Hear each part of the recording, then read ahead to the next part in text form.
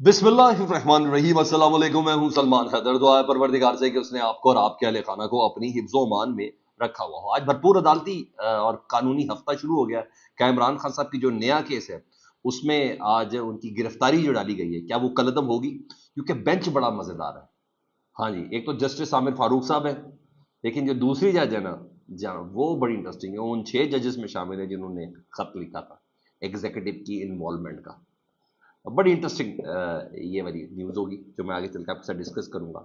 मौलाना साहब ने जो कमेटी बनाई थी जिसमें कामरान मुर्तज़ा सेनेटर जिसके सरबराह थे, उस कमेटी ने पहली मुलाकात कर ली है। जी हाँ, कि पाकिस्तान तहरीक इंसाफ के साथ मामला को कैसे आगे लेके चलना। और मौलाना साहब के मुंह से निकली थी ये बात इस्तीफे वाली, कैसी बात थी, ये भी बड़ी ज़बरदस्त चीज़ है जो आगे चल के आपके साथ डिस्कस करते हैं। ये बहुत डीप गुफ्तगू हुई थी। काजी साहब को आज बड़ा ज़बरदस्त सरप्राइज मिल सकता है। आज चीफ इलेक्शन कमिश्नर को बड़ा ज़बरदस्त सरप्राइज मिल सकता है पाकिस्तान तहरीक इंसाफ की तरफ से। पीपल्स पार्टी की हुकूमत को जो ऑफर दी गई है और कहा जा रहा है कि वो ऑफर मान भी ली है। तभी अता तारड़ साहब कह रहे हैं कि पीपल्स पार्टी आर्टिकल 6 लगाने पर हमारे साथ राजी है। ऑफर क्या है? वो जो ऑफर दूंगा ना आपको बताऊंगा, वो भी बड़ी मजेदार है। तो वीडियो आपने मिस नहीं करनी, बहुत आम वीडियो हो गया।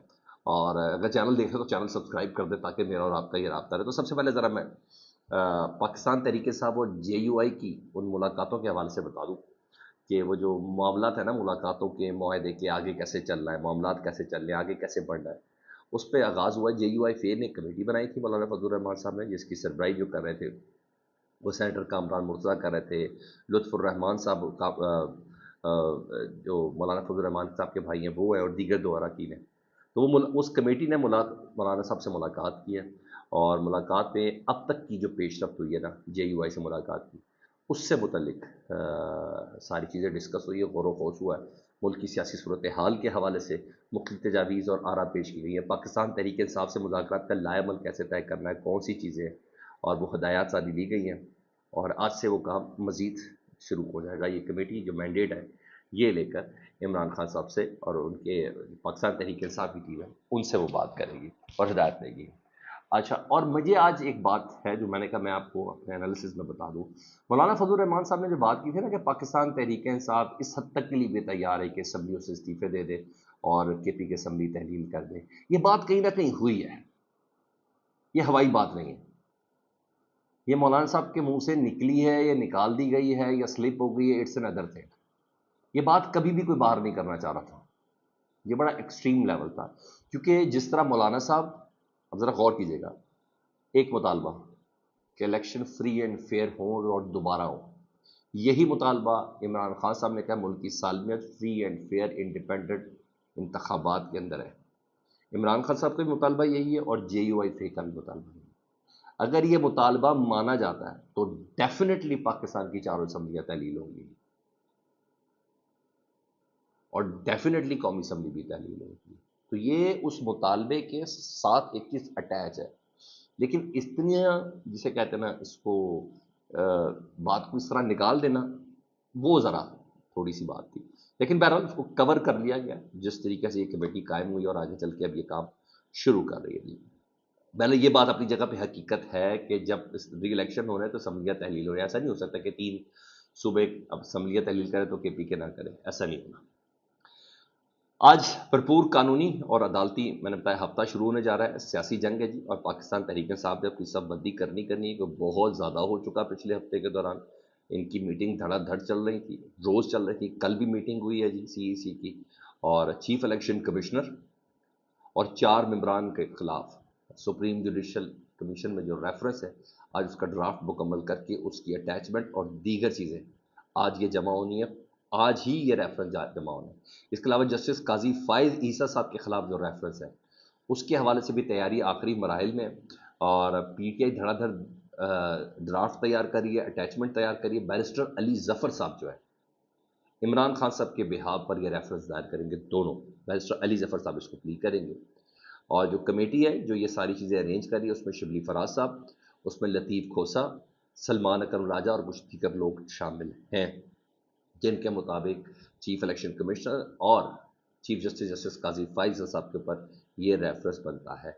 حتمی صورتحال آج بہرحال واضح ہو جائے گی. ایسے نہیں خواجہ آصف صاحب نے کہا تھا کہ اگلے 8 تو 10 دن بہت زیادہ اہم ہے، تو وہ 8 سے 10 دن کا یہ 3 دن گزر گئے اور اب یہ 7 دن شروع ہو چکا ہے اس کا آغاز، تو جس میں جتنا اس نے انہی دنوں کے اندر لگانا ہے. ادھر پاکستان تحریک انصاف کے حوالے سے ایک خبر آئی جو کل وزیر اطلاعات عطا تارڑ صاحب نے بڑے دعوے سے بات کی کہ آرٹیکل جو 6 کا معاملہ ہے نا، اس میں پیپلز پارٹی حکومت کے ساتھ چلنے کے لیے تیار ہے. یعنی عمران خان صاحب، عارف الوی اور قاسم سوری کے خلاف آرٹیکل 6 کی کارروائی اگر حکومت انیشیٹ کرے تو پاکستان پیپلز پارٹی اس کو سپورٹ کرے گی. لیکن میری خبر دوسری ہے. وہ خبر یہ ہے کہ پیپلز پارٹی کو بڑوں نے، جی ہاں، بڑوں نے یہ تجویز دی ہے کہ آپ پاکستان تحریک انصاف پر پابندی کی حامی بھریں، اگلی وفاقی حکومت جو ہے نا وہ آپ کی ہوگی. وہی ہے نا، ایک باری تو ایک باری ساڈی، ٹھیک ہے. اگلی وفاقی حکومت آپ کی ہوگی. رہی بات پنجاب کی، تو پنجاب میں بھی آپ کو 50 سے زائد نشستیں دلوائی جائیں گی. اور یہ باور کرایا گیا ہے پیپلز پارٹی کو کہ تحریک انصاف کے خاتمے میں ہی نون لیگ اور پیپلز پارٹی کی بقا ہے. اور جو ذرائع خبر پوٹ کر رہے ہیں ان کے مطابق پیپلز پارٹی نے حامی بھر لی ہے. میں یہ تو نہیں کہتا کس حد تک حامی بھری ہے، 1-2 دن میں نے بولا اس ہفتے سب کچھ چیزیں کلیئر ہو جانی ہے نا. محبوب خواجہ آصف صاحب کی اسٹیٹمنٹ کو آپ نے پھینکنا نہیں ہے. ڈیفنس منسٹر ہے، ٹھیک ہے، یہ ذہن میں رکھنا ہے. اسٹیبلشمنٹ کے معاملات کو ریپرزینٹ کرتے ہیں، ملٹری اسٹیبلشمنٹ کے معاملات. سیاسی معاملہ تو علیحدہ ہوتا ہی ہوتا ہے. کیونکہ زرداری صاحب جو ہے نا وہ بھی کبھی کچا سودا نہیں کرتے، وہ کبھی سستا سودا بھی نہیں کرتے. تبھی عطا تارڑ صاحب یہ کہہ رہے ہیں اور بڑے وثوق سے کہہ رہے ہیں کہ پیپلز پارٹی ہمارے ساتھ ہے، صرف مشاورت کر رہے ہیں. تو یہ بات ذہن میں رکھیے. اور ہاں، سب سے فائنل خبر یہ ہے کہ آج پاکستان تحریک انصاف کا اور اسپیشلی عمران خان صاحب اور بشرا بی بی صاحبہ کا ایک نیا کیس ہے، بہت اہم کیس، توشہ خانہ 2، جو ابھی ریسنٹلی عمران خان صاحب کو رہائی سے روکنے کے لیے جو قائم کیا گیا تھا، جس میں مسلسل عمران خان صاحب کا تفتیش کے لیے ٹیم بھی پہنچی اور کہا جا رہا تھا کہ کل ٹیم پہنچی لیکن عمران خان صاحب شامل تفتیش بھی نہیں ہوئے. تو جو گرفتاری ڈالی گئی ہے اس گرفتاری کو پاکستان تحریک انصاف نے اسلام آباد ہائی کورٹ کے اندر چیلنج کیا، اور اس گرفتاری کو چیلنج کرنے کے بعد آج اس بشرا بی بی اور عمران خان صاحب کی جو گرفتاری کو آج اسلام آباد ہائی کورٹ کے چیف جسٹس عامر فاروق صاحب